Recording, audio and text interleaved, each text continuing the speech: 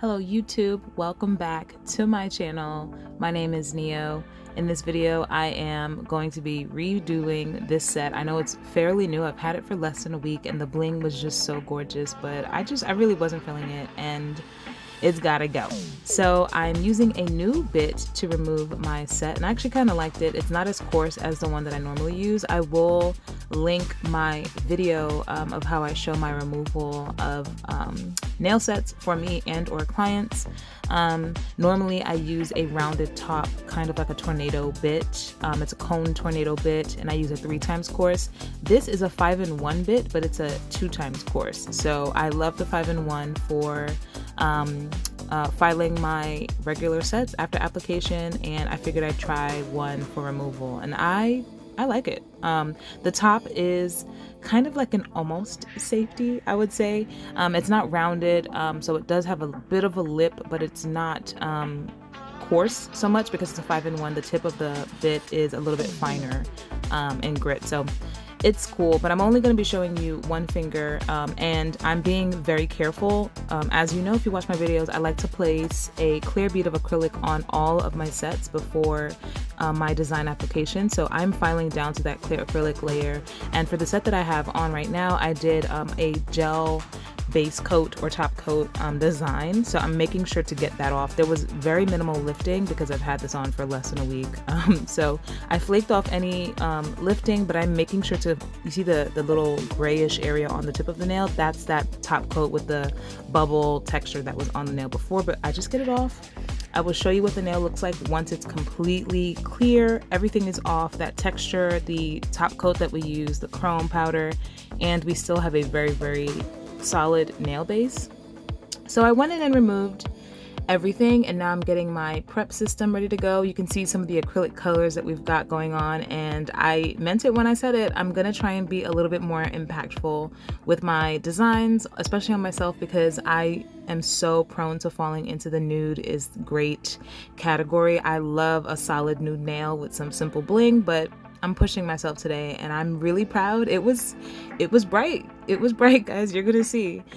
So first things first is adding that clear acrylic layer. There's very minimal acrylic to even be adding at this point because I've had these nails on for less than a week. It's probably been like 5 or 6 days and they did not grow out. My nails actually don't grow very quickly, so this was just to replace any acrylic that I might have removed in the cuticle area during that removal process. But for the most part, yeah, I'm not adding much of anything here, just making sure to clean the cuticle area and sidewalls so that I don't flood the cuticle and give myself a bad base to work on.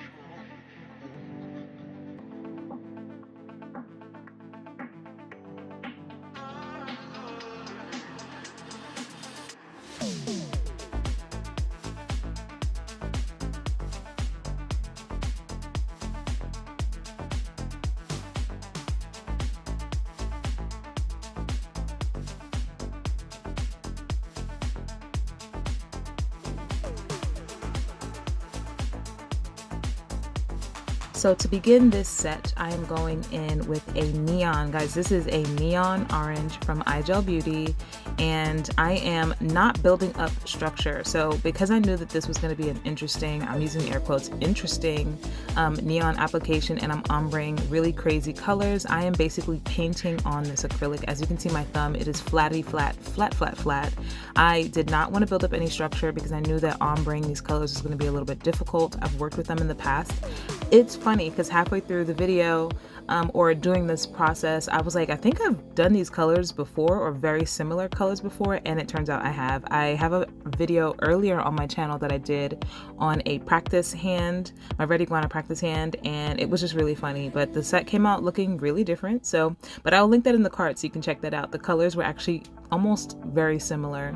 I'm applying this neon orange to the tips of my nails. It's actually called Fired Up Red from iGel Beauty, and it is a good one, guys. iGel Beauty dip and dap powders are hit and miss. I say it all the time. Sometimes you get them and they're chalky or they marble and the pigment isn't really great in them, but this is a good one. Fired Up Red. It's actually not even red, it's like neon orange. and I'm basically just painting it on really, really wet. I just want the coverage. I'm not building up structure because the colors are going to be fairly difficult, not all of them, but difficult to blend, and I didn't want to get caught with like a bulky nail that didn't have enough blending. And I'm going to be going back and forth with these colors to blend. So I'm applying the orange to 4 of my nails. I'm leaving my ring finger blank because we're going to do something different with that nail. And yeah, I'm just painting on that color, nothing crazy. Yeah, pretty much. Next color I'm going in with is, I changed the pink that I had. The pink that I had on my table was a little bit too pastel-y, so I wanted a neon pink. I am going in with Good Kisser, also from iGel Beauty. It doesn't look so much like it next to the orange. It kind of ombres in perfectly, which I think is fantastic. iGel Beauty powders do ombre pretty well next to each other, and considering they're both neon colors, sometimes with neons they're really patchy or they don't work with monomer particularly well, but these two did a great job. And as you can see, the ombre is just seamless. It's really, really gorgeous. I'm also, like I said, just painting it on. These are very, very thin, wet beads of acrylic. And this color is called Good Kisser. It's a nice neon pink. I'm thinking about doing a set with this neon pink a little later. Maybe not now because I just did one. I'm doing it now with this color, but I have a design in mind that I think I want to do, maybe on a client. But you ever get that feeling of like, oh, I want to do these designs, but the client's nails are not long enough? I feel like I have a lot of clients who get like those medium length nails, and I have designs in my head of like what I want to do, but I want more length to do them. So yeah, I have a design in mind for this color, but I really need a client to come in and be like, yeah, let's go like long or extra long. But yeah, I'm just ombreing that pink color, and as you can see, I'm going back and forth. I do like to go back and forth when ombreing, especially with colors like this, because you might lose one color over another. If your acrylic is a little too wet, it might bleed down more than it's supposed to, and I want every single color to kind of stand out. I don't want it to be like a hogwash of, you know, all of the colors that we're using here. So nice, beautiful ombre of each color. I'm going back and forth with the pink and the orange just so that we can get a distinct, you know, idea of both of those colors. And it's bright, it's looking bright right now. The third color we're going in with is this bright purple. This is a dip powder by Color Club, and it's called Mrs. Robinson. So this is the color that I knew was going to give me a hard time. It is not, you know, made for acrylic monomer use. It's a dip powder, and you'll see I do have a very, very hard time I keep saying ombreing with this color. I've pretty much figured out how to ombre with it, is just to kind of pat it around and let it dissipate into the next color, but the normal, you know, swiping down with a wet brush is not going to work with this. It does marble on you, and when you apply it, you'll see in some clips it kind of separates the pigment from the acrylic base, I guess. As you can see, I had to go back in with the pink to kind of get a better ombre, because I know that purple is just a little bit more difficult to work with. This is the only purple that I have that's kind of this color right now, so that definitely just tells me that I need to buy more acrylic. But as you can see, how I place it, it's kind of like whitish. That's the pigment separating from the base color, and as you can see, it kind of just polymerized right there. It happens all the time with this color. If you're doing a solid nail with this color, totally fine, but in terms of ombreing, it's very, very difficult to ombre with. But I like it because the color is so beautiful. It's a really, really nice, bright, fuchsia purpley, plummy purple, and I don't really have any other purples that look like that right now, so I just know that I have to work with it. As you can see, I'm kind of just patting the other colors around, and then you can back swipe. So I'm applying that pink over the tip of the purple. Since I know that the pink ombres well, I will kind of, you know, massage that pink over it to kind of give me the blend that I'm looking for. It's not perfect, but it gets the job done, especially because I'm going to be covering it with other things as well. But that's just something that I do if I know that an acrylic doesn't ombre well. You just have to, you know, work thinner than you think you are, because if I had applied this like a regular thicker application, it would be a thick old mess. So some of the nails, 2 of them, I am going to be doing a full ombre with. So I believe it is the fingers at? The pinky and the pointer finger. As you can see, I'm extending the pink and the orange a little bit higher on the nail, and then the purple will be at the cuticle. And on the thumb and the pointer finger, I'm going to be doing a 3-color ombre, actually a 4-color ombre. So I'm bringing it up a little bit lower towards the free edge and leaving the cuticle area bare.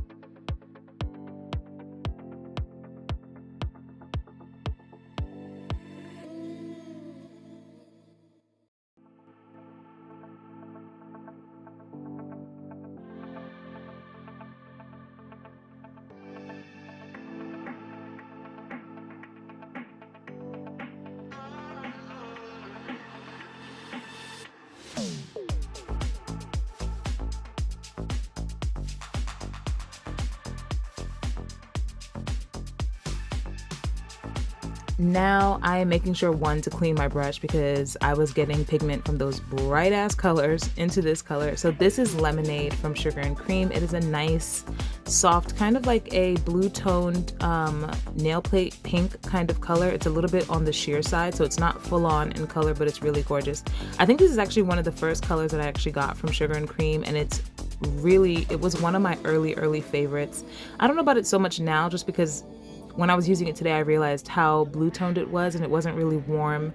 It's a little pale, I guess, in comparison to like what I would prefer for myself as a nude, but it worked really well for this set. It kind of helped to balance the insane neons that we have on the rest of our nails. And I'm not gonna lie, when I was at this process and doing my nails, I was kind of like, oh boy, what did we get ourselves into? Because I promise, guys, like, I'm not into the bright crazy colors, but I'm pushing myself, I'm trying.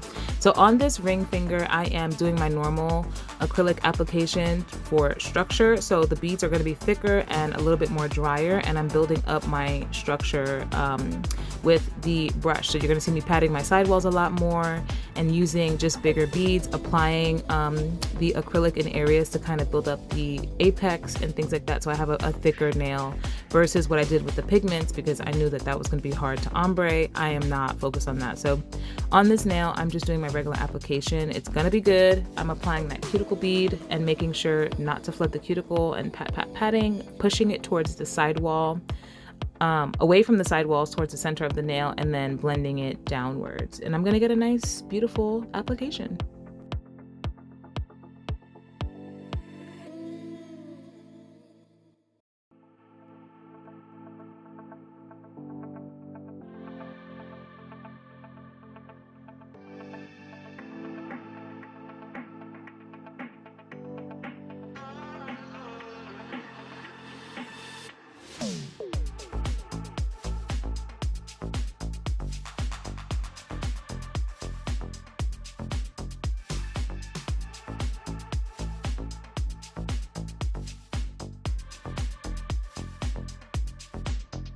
On my middle finger and thumb, we are going to be adding this lemonade color over the purple for an ombre. So I figured I'd do this in parts and try to work it a little bit more wet, just because we know that purple is a little bit difficult to work with.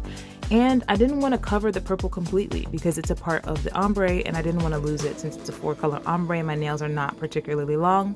So as you see, I'm going back in with the purple and just kind of making sure that we get a hint of that underneath everything.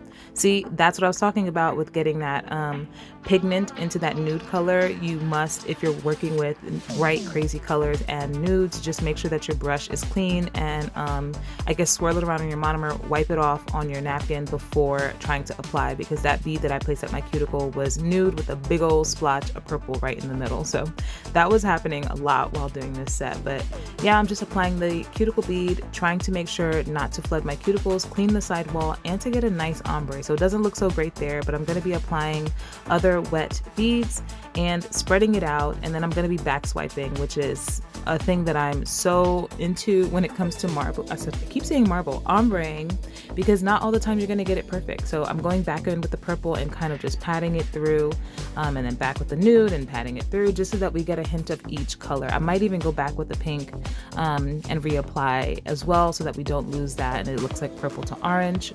Yep, as you can see, there's purple pigment in that nude, but I was at the point where I was just kind of like, whatever, I'm just gonna roll with it. But yep, I had a purple nude thumb. So no biggie. But yeah, I'm just applying this, and as you can see, that nude kind of covered up all that purple. I will go back in and back swipe with all of the colors, just so that we get a good hint of each color.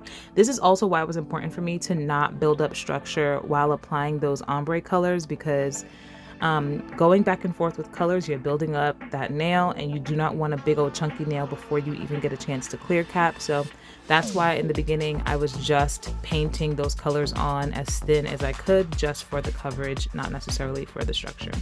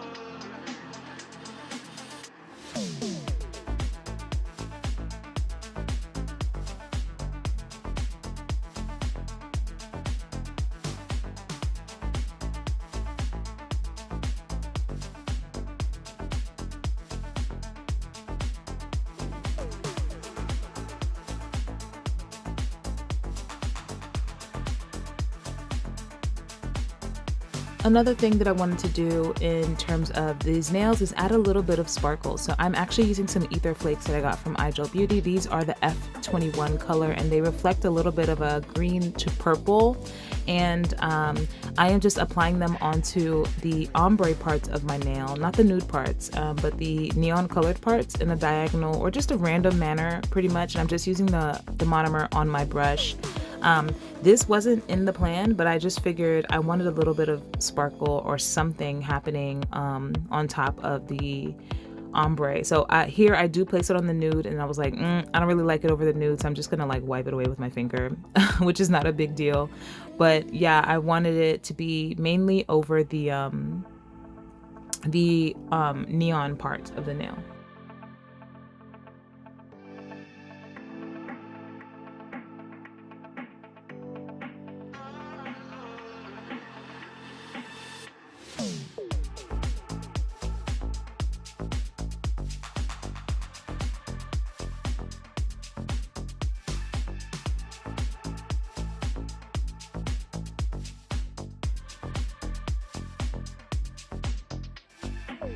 And here's what that's looking like, just a little bit of sparkle of something, nothing crazy.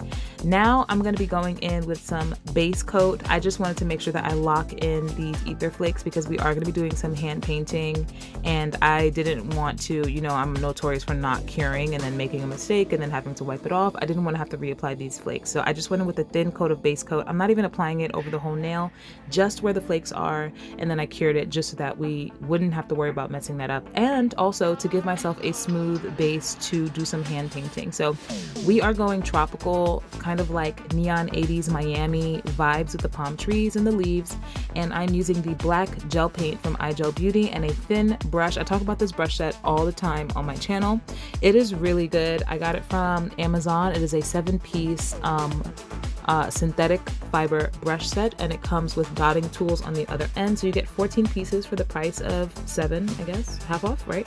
I am just going to be drawing some arbitrary palm leaves, I guess, on the nails. On the nails with the full solid ombre, I'm going to be doing 1 large leaf, and on the marble, I keep saying marble, guys, it's not a marble.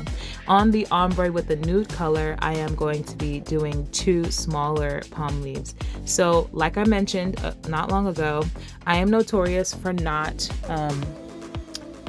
curing my designs, right? So you saw me do that pinky, and then I went right in and started doing my middle finger. Don't be like me, guys, okay? So I actually made a mistake and touched it, and then had to wipe it off, which is great, which is why I knew I was going to be placing that base coat. And then I had to redo the second palm leaf on this finger. So no biggie, there's no rhyme or reason. I kind of felt like I didn't even really know what I was doing in terms of drawing these leaves. In my head, I knew what they kind of looked like, but drawing them, I was like, I don't know if the leaves kind of wiggle or if they go kind of straight. It was just weird. I didn't really know what I was doing, but I think, you know, it's nail art. You know, you do your best. I'm not a Picasso, you know, type artist, and if I don't like it, I can always wipe it off or just take off the set in a few days. So, but I think it came out kind of cool. I decided to use gel paint just because it's a little bit thicker and it won't self-level as much and kind of spread. I want the lines to kind of be uber thin. And yeah, I'm just trying to remember to cure in between each finger as I'm happy with the design. But as you can see, I'm not doing that. I'm just going in and drawing continuously. Please don't be like me. Cure after every finger. It doesn't take very long.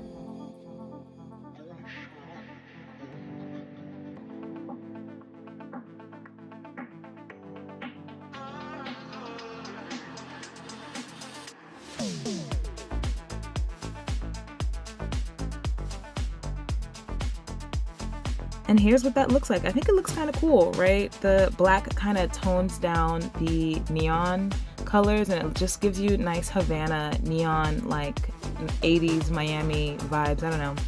I made sure to do this underneath. I am clear capping all of the nails. I wanted these to be inside the nail design so that when I went into file, I didn't accidentally file off all of this hard work we put into it.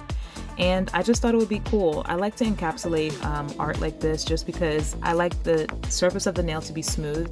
I find when you do polish or designs like this on top of, after, you know, filing the nail and shaping, it does kind of warp the nail a bit, especially if you're using like a thicker gel polish or anything like that. So I personally just like to clear cap designs like this. It's not a big deal to me. And I know that it's going to be safe. It's not going to wear off or chip or, you know, flake or anything like that. So I'm clear capping all of the nails, and now I am building up the structure. I'm using my Young Nails monomer. I'm using the Young Nails Core Clear. Sorry, I'm using the Young Nails monomer and the Young Nails Core Clear, so I do have a little bit more time. It's a little bit slower setting and I like it. So just building up the structure on all of the nails, making sure to push the powder in towards the center of the nail to avoid warping the shape. These tips have been on for a few sets now. Remember, I had them with the Valentine's roses. These are those plastic extendo tips. They've been working for me. You know, you don't have to remove tips as often as, you know, you might think you do. And I'm making it work. So I'm just gonna be clear capping all of the nails to build up structure so that these length of nails don't break with my everyday wear and tear.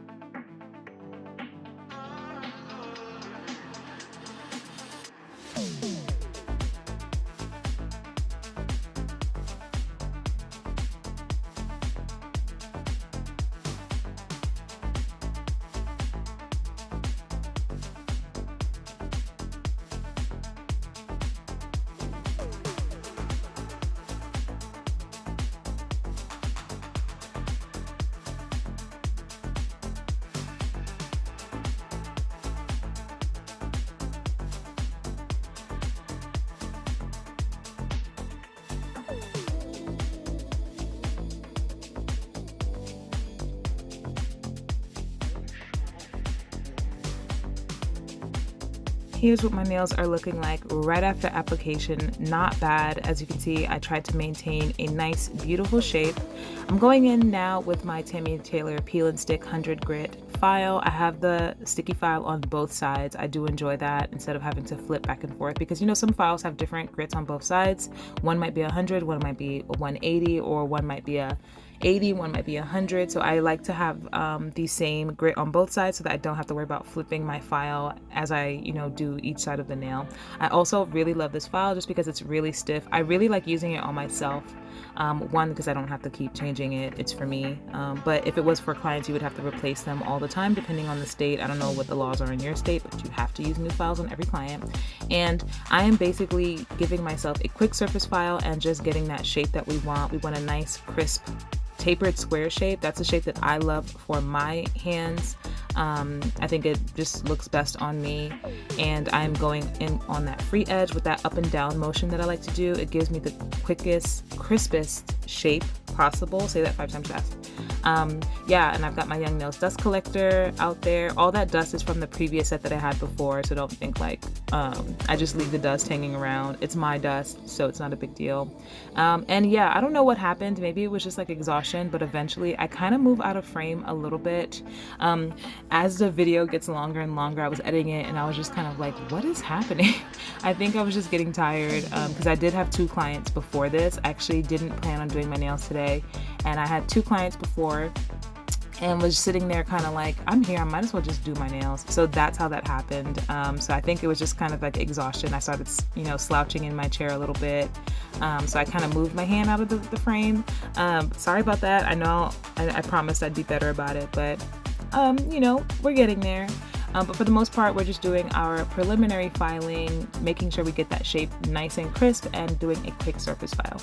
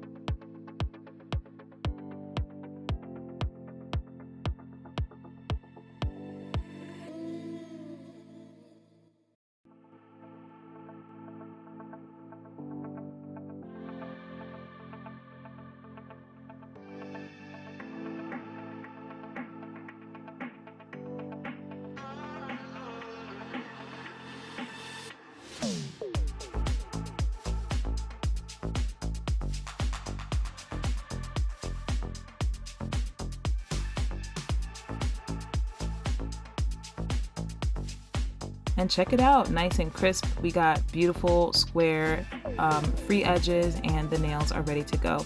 So I am going in with my normal 5-in-1 fine silver carbide bit. This is from Pana. I love it. I'm using it at about 12 to 13,000 RPM. Nothing crazy, not too fast. I have control over the file, and I'm using my pinky. As you can see, I always place my pinky somewhere on the hand to kind of brace it. It acts as a fulcrum so that I can use lighter pressure on the nail, and I'm just smoothing the surface of the nail, cleaning the sidewalls and the cuticle area. I'm not going to do the whole hand because I definitely just got out of frame, but that's, how I file. It's the same in every video. Then I'm going in with my after file. Here you go. See, my hands are just moving further and further away, but I'm going in after my E file with a medium grit hand file and a buffing block just to make sure we smooth out the nail and get that perfect shape.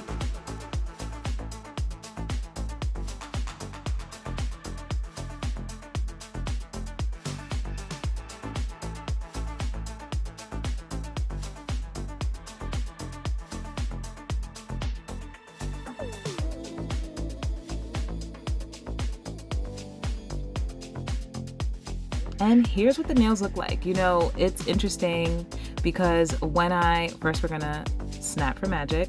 When I first applied the colors, I freaked out a little bit. I was like, wow, these are gonna be so bright, but I'm so happy with the way that they came out. They kind of, not necessarily dulled themselves down, but they're definitely more wearable than I thought they were gonna be. I'm going in with my Zule Bling adhesive, and I'm using some black rhinestones and some neon pink and neon orange Swarovski rhinestones.